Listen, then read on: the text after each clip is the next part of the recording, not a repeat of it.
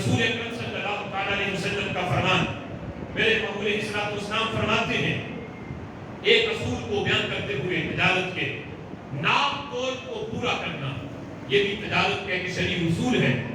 ہم اس میں بھی بہت یعنی سستی کا مظاہرہ کرتے ہیں۔ ناپ تول، جو چیز ناپ تول کے بیچی جا رہی ہے، ایک ہے کہ جو بغیر ناپ تول کے اندازے سے بیچی جا رہی ہے، اس میں تو وہ چیز سامنے ہے گاہک کے، وہ اس کو دیکھ کے دے رہا ہے، اس میں تو کوئی قباحت نہیں۔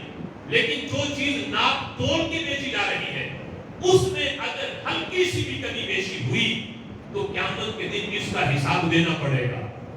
حضرت شعیب علیہ السلام کی قوم کی ہلاکت اور تباہی کا سبب یہ تھا، اگرچہ اور گناہ بھی تھے، لیکن جو ان پہ عذاب نازل ہوا، اللہ نے قرآن میں جو بیان کیا، ان کی تباہی کا سبب یہ تھا کہ وہ ناپ تول میں کمی کرتے۔ انہوں نے دو طرح کے ترازو بنائے ہوئے تھے، جب کسی سے مال دیتے تو ترازو اور تھا، اور جب خود دیتے تو پھر ترازو اور تھا۔ یعنی خود دیتے تو کم دیتے، اوروں سے دیتے تو پورا دیتے، بلکہ کسی زیادہ دیتے، اس طرح کے ترازو انہوں نے بنائے ہوئے تھے۔ تو یہ سبب تھا کہ جس کی وجہ سے ان پہ عذاب نازل ہوا۔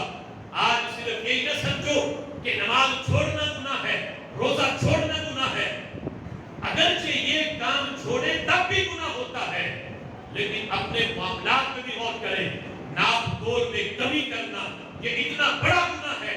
نماز چھوڑی گئی تو صرف حقوق اللہ جو ہے ان میں کمی آئی، لیکن اگر ناپ تول میں کمی ہوئی، حقوق اللہ بھی پامال ہوئے، حقوق العباد بھی پامال ہوئے، کیونکہ اس کا تعلق حقوق العباد سے ہے۔